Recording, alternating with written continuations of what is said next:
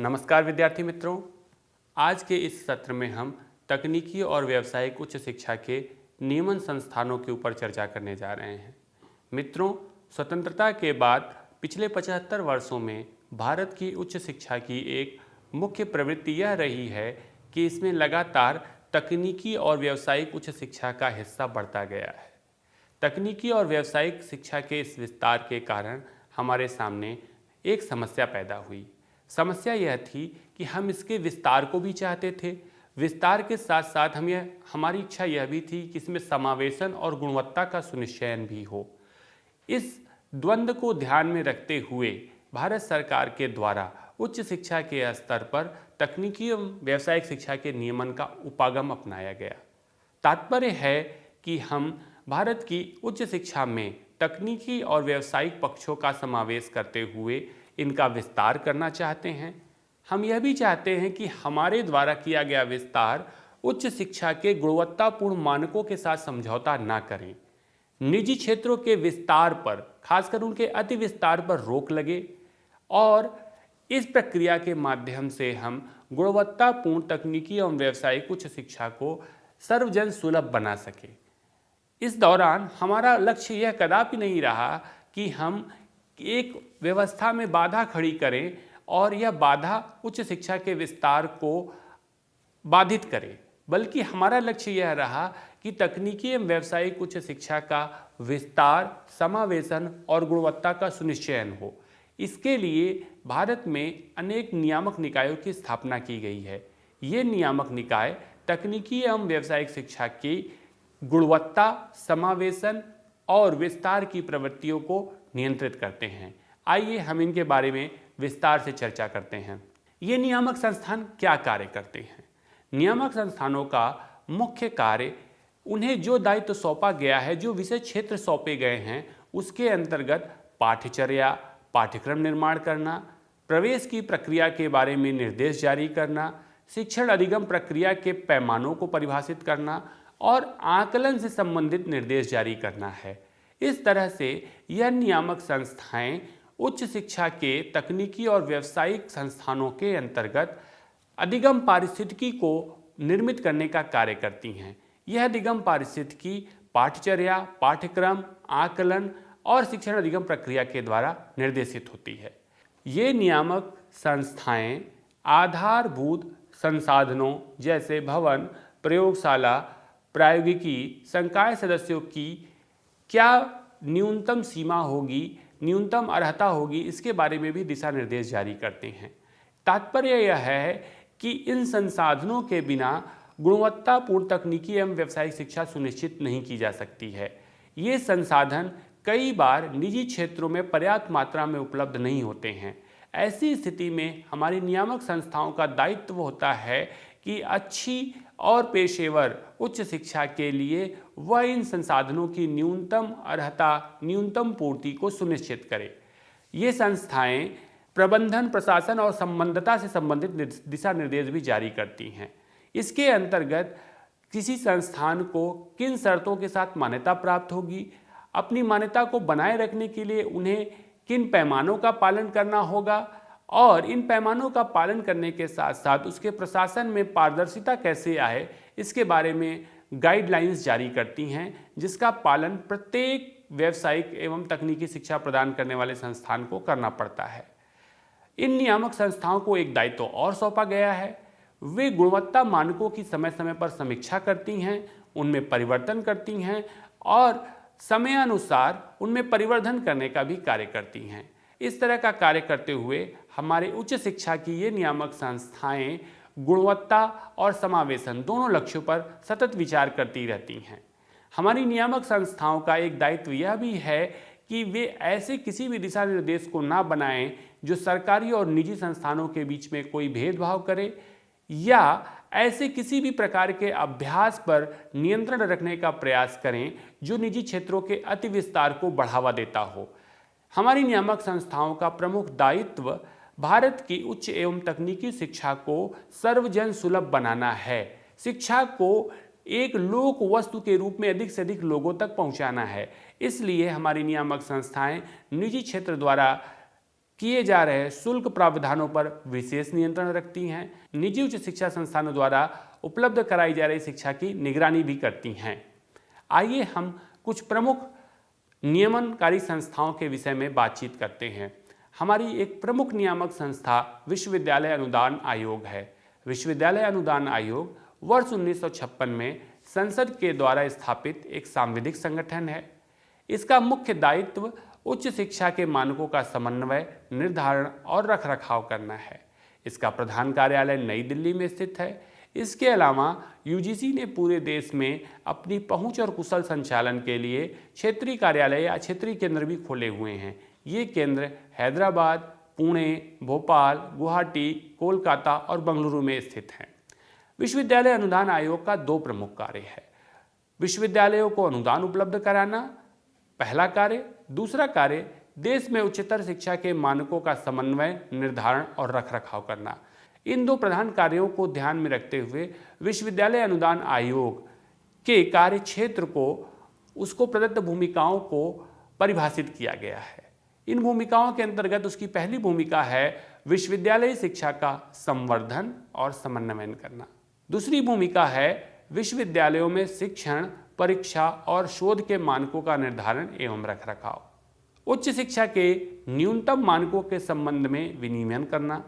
महाविद्यालय और विश्वविद्यालय शिक्षा के क्षेत्र में हुए विकास की निगरानी करना। विश्वविद्यालयों और महाविद्यालयों को अनुदान उपलब्ध कराना। इन भूमिकाओं का निर्वहन करते हुए केंद्र सरकार और राज्य सरकार तथा उच्चतर शिक्षा संस्थानों के बीच एक महत्वपूर्ण कड़ी के रूप में कार्य करना। विश्वविद्यालय शिक्षा में सुधार करने के लिए किए जाने वाले अनिवार्य उपायों के संबंध में केंद्र और राज्य सरकारों को परामर्श देना। आप देख सकते हैं कि विश्वविद्यालय के स्तर पर विश्वविद्यालय अनुदान आयोग का कार्य राज्य की नियामक संस्था के रूप में राज्य और उच्च शिक्षा संस्थानों के बीच गुणवत्ता के पैमानों को परिभाषित करने से लेकर उनके संचालन की कसौटियों का निर्धारण करना है। ऐसे ही एक अन्य प्रमुख नियामक संस्था अखिल भारतीय तकनीकी शिक्षा परिषद है। इसका कार्यक्षेत्र तकनीकी एवं व्यावसायिक शिक्षा के संस्थानों से प्रत्यक्षता जुड़ा हुआ है।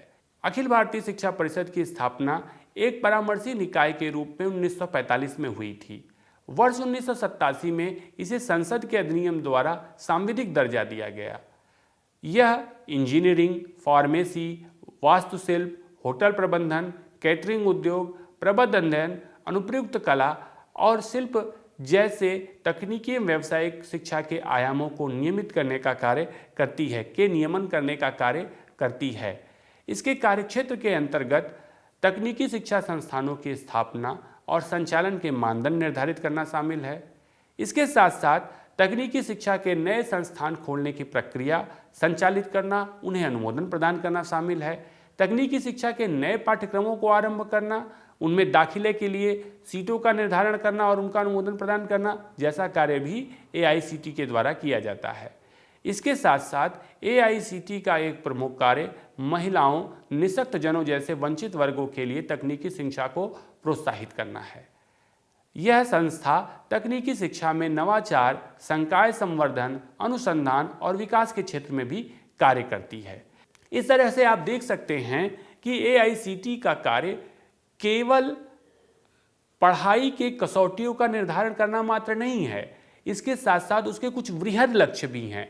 इन वृहद लक्ष्यों के अंतर्गत भारत के सामाजिक वर्ग की, भारत के अलग अलग सामाजिक वर्गों की आवश्यकताओं को ध्यान में रखते हुए तकनीकी शिक्षा के प्रसार और उसके नियमन का कार्य AICTE द्वारा किया जाता है। यह विशेषता आप भारत के प्रत्येक नियामक संस्थान के अंतर्गत देख सकते हैं। एक ओर तो वह संस्थागत स्तर पर पाठ्यचर्या, अध्ययन कार्यक्रम, प्रायोगिकी जैसे पक्षों से डील करती है, तो दूसरी ओर उसका लक्ष्य उन मुद्दों, उन आयामों को भी संबोधित करना है जो किसी वर्ग विशेष को तकनीकी एवं उच्च शिक्षा तक पहुंचने में बाधा पैदा कर रहे हैं। इसी क्रम में NCTE भी एक प्रमुख नियामक संस्था है। NCTE का संबंध भारत की अध्यापक शिक्षा से है। वर्ष 1973 से NCTE एक सलाह निकाय के रूप में कार्य करती थी, जिसका कार्य राज्य सरकारों को अध्यापक शिक्षा से जुड़े विषयों पर सलाह देना था। लेकिन अध्यापक शिक्षा के क्षेत्र में हुए तीव्र विस्तार और गुणवत्ता ह्रास को ध्यान में रखते हुए केंद्र सरकार द्वारा इसे एक संवैधानिक संस्था के रूप में स्थापित किया गया, जिसका लक्ष्य अध्यापक शिक्षा की गुणवत्ता का सुनिश्चय करना है। इसका मुख्यालय भी नई दिल्ली में स्थित है। यदि आप एनसीटी की वेबसाइट का विजिट करें तो आप पाएंगे वहां पर उल्लिखित लक्ष्य इस प्रकार हैं।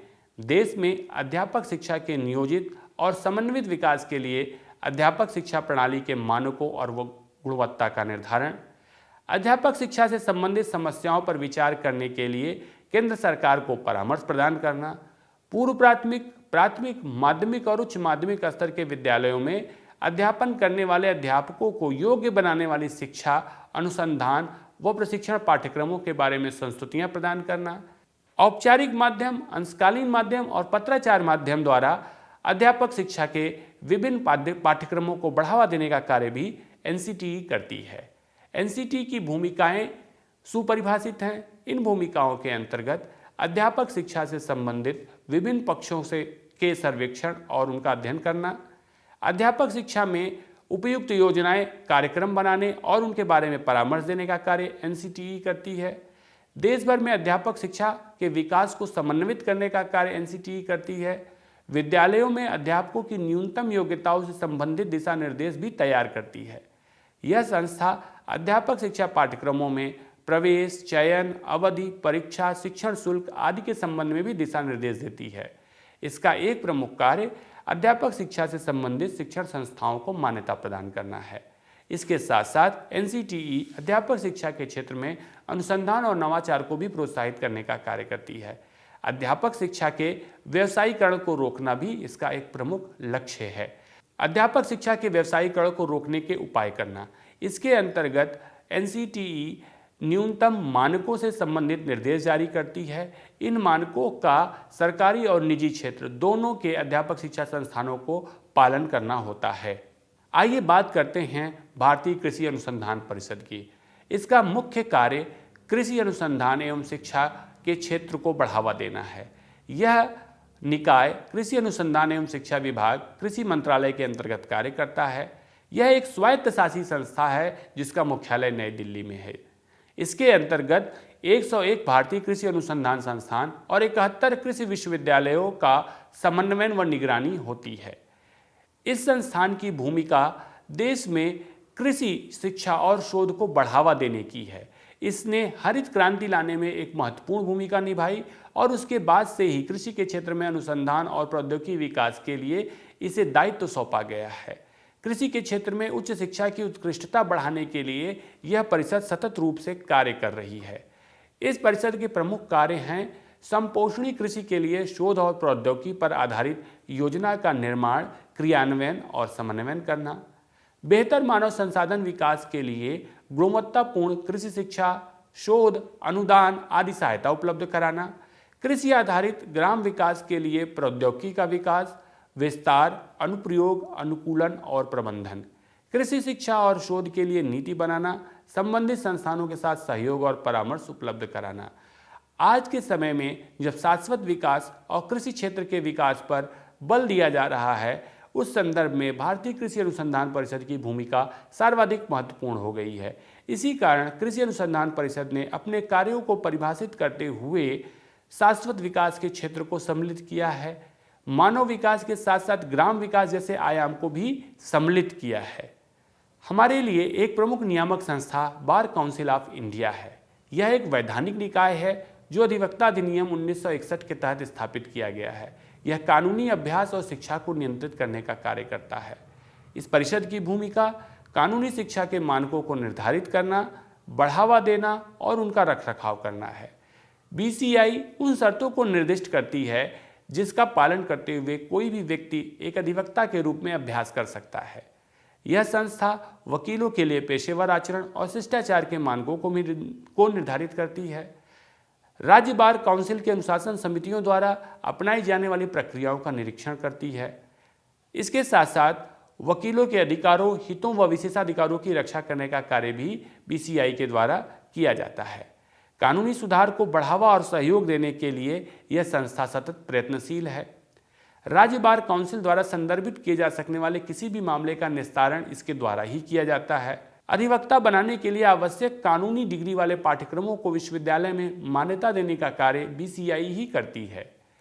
बीसीआई ऐसे विश्वविद्यालयों का दौरा करती है या राज्य बार काउंसिलों को ऐसे विश्वविद्यालयों का निरीक्षण करने के लिए कहती है जो कानूनी डिग्री वाले पाठ्यक्रमों को आरंभ करना चाहते हैं या जहां कानूनी डिग्री वाले पाठ्यक्रम पहले से संचालित हो रहे हैं। यह संस्था प्रख्यात कानूनविदों और कानूनी विशेषज्ञों को आमंत्रित कर सेमिनार और वार्ताओं का भी आयोजन करती है। इसके अलावा इसके द्वारा गरीबों की कानूनी मदद की जाती है। विदेशों में कानून की उपाधि प्राप्त व्यक्ति को भारत में एक वकील के रूप में मान्यता प्रदान की जाती है। बार काउंसिल के सदस्यों का चुनाव करवाने का कार्य करती है। बार काउंसिल के लिए वित्तीय व्यवस्था करने का कार्य भी बीसीआई के द्वारा किया जाता है। आप देख सकते हैं कि बीसीआई एक नियामक संस्थान के रूप में केवल विधि शिक्षा के मामलों से ही डील नहीं करती है, इसके अलावा अधिवक्ताओं के प्रोफेशनल डिस्कोर्स को भी संबोधित करती है। कानून एवं न्याय के क्षेत्र में लोगों को सुविधा उपलब्ध कराने का कार्य करती है और इन दायित्वों का निर्वहन करते हुए भारतीय संविधान के अनुरूप कानून के पालन को सुनिश्चित करने में यथासंभव अपनी भूमिका को भी सुनिश्चित करती है।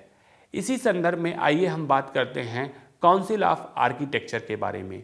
काउंसिल ऑफ आर्किटेक्चर का गठन भारत सरकार द्वारा 1972 में किया गया। इसकी वेबसाइट पर उपलब्ध सूचना के अनुसार वर्तमान में 480 संस्थानों में बैचलर ऑफ आर्किटेक्चर की उपाधि प्रदान की जाती है। इसकी स्थापना का उद्देश्य है ऐसे आर्किटेक्ट्स को पंजीयन और प्रैक्टिस की अनुमति देना जो संस्थान द्वारा निर्धारित न्यूनतम अर्हता को पूर्ण करते हों। आर्किटेक्चर शिक्षा संबंधित मानकों को भी तय करने का कार्य काउंसिल ऑफ आर्किटेक्चर के द्वारा किया जाता है। कोई भी लिमिटेड कंपनी, निजी सार्वजनिक कंपनी, कोई व्यक्ति कानूनी रूप से आर्किटेक्ट्स की उपाधि का प्रयोग तब तक नहीं कर सकता है जब तक वह काउंसिल ऑफ आर्किटेक्चर से मान्यता प्राप्त न कर ले। यह संस्था आर्किटेक्ट्स के लिए बनाए गए व्यावसायिक आचरण के पालन को भी सुनिश्चित करवाती है। अगर कोई निर्धारित व्यक्ति या संस्था इसके द्वारा सुनिश्चित किए गए व्यावसायिक आचरणों का उल्लंघन करती है तो उनके विरुद्ध आर्किटेक्ट्स अधिनियम के अंतर्गत अनुशासनात्मक कार्यवाही करने का कार्य भी यह संस्था करती है। आइए देखते हैं मेडिकल काउंसिल ऑफ इंडिया की भूमिकाओं को। भारतीय चिकित्सा परिषद अधिनियम 1956 के द्वारा मेडिकल काउंसिल ऑफ इंडिया की स्थापना की गई। वर्ष 1993 में इसमें संशोधन किया गया। वर्ष 2018 में एमसीआई को भंग कर दिया गया। वर्ष 2019 में भारतीय चिकित्सा परिषद संशोधन विधेयक 2019 पारित किया गया। इसके अनुपालन में अब भारत में चिकित्सा शिक्षा को विनियमित करने का कार्य राष्ट्रीय चिकित्सा आयोग के द्वारा किया जाता है। आप देख सकते हैं भारत में चिकित्सा शिक्षा का नियमन स्वतंत्रता के बाद ही आरंभ हो गया था। इसने अपनी दीर्घकालीन यात्रा के दौरान पैदा हुई परिस्थितियों के अनुरूप अनुकूलन करने का कार्य किया है। इसका उदाहरण यह है कि हमने एमसीआई से आरंभ करते हुए 1993 का संशोधन शामिल किया और वर्तमान में हम राष्ट्रीय चिकित्सा आयोग की स्थापना कर चुके हैं। आइए बात करते हैं राष्ट्रीय चिकित्सा आयोग के उद्देश्यों के बारे में। राष्ट्रीय चिकित्सा आयोग का उद्देश्य गुणवत्तापूर्ण व सुलभ चिकित्सा शिक्षा तक पहुंच में सुधार करना है। यह देश के सभी हिस्सों में उच्च शिक्षा वाले, उच्च गुणवत्ता वाले चिकित्सा पेशेवरों की पर्याप्त उपलब्धता सुनिश्चित करने का कार्य करता है। समान और सार्वभौमिक स्वास्थ्य शिक्षा को बढ़ावा देने के लिए यह संस्था सतत प्रयासरत है। इसके अंतर्गत यह सामुदायिक स्वास्थ्य को भी प्रोत्साहित करती है और इसका प्रयास यह होता है कि अच्छी और सस्ती चिकित्सा सभी नागरिकों के लिए उपलब्ध हो। राष्ट्रीय चिकित्सा आयोग चिकित्सा पेशेवरों को अपने काम में नवीनतम अनुसंधानों को अपनाने और चिकित्सा अनुसंधान में योगदान करने के लिए भी प्रोत्साहित करता है। इसके द्वारा समय समय पर पारदर्शी तरीके से चिकित्सा संस्थानों का वस्तुनिष्ठ मूल्यांकन किया जाता है। यह संस्था भारत के लिए चिकित्सा रजिस्टर बनाने का भी कार्य करती है। चिकित्सा सेवाओं के सभी पहलुओं में उच्च नैतिक मानकों को लागू करना और प्रभावी शिकायत तंत्र का निवारण करना भी राष्ट्रीय चिकित्सा आयोग के उद्देश्य हैं। राष्ट्रीय चिकित्सा आयोग के द्वारा किए जाने वाले कार्यों के साथ साथ चिकित्सा और पैरामेडिकल के क्षेत्र में अनेक नियामक संस्थाएं और भी कार्य करती हैं जो अपनी विशेषज्ञता के अनुसार उपाधि प्रदान करने, उसका नियमन करने और पेशेवर अभ्यासों के न्यूनतम मानकों के संचालन को सुनिश्चित करती हैं। इनमें से एक प्रमुख है भारतीय दंत परिषद। भारतीय दंत परिषद का गठन 12 अप्रैल 1949 को किया गया था। वर्ष 1992 को इससे जुड़े अध्यादेश में भारत के राष्ट्रपति द्वारा संशोधन किया गया। यह संशोधन मुख्यतः देश में मशरूम की भांति बढ़ रहे डेंटल कॉलेजों पर प्रतिबंध लगाने हेतु किया गया था। भारतीय दंत परिषद को मुख्य रूप से भारत सरकार स्वास्थ्य और परिवार कल्याण मंत्रालय से वित्तीय अनुदान मिलता है। इसके अलावा राज्य दंत परिषदों द्वारा ली जाने वाली फीस का 1/4 हिस्सा, नए संस्थानों का पंजीयन शुल्क और निरीक्षण शुल्क इसकी आय के प्रमुख स्रोत हैं। इसका मुख्यालय भी नई दिल्ली में स्थित है।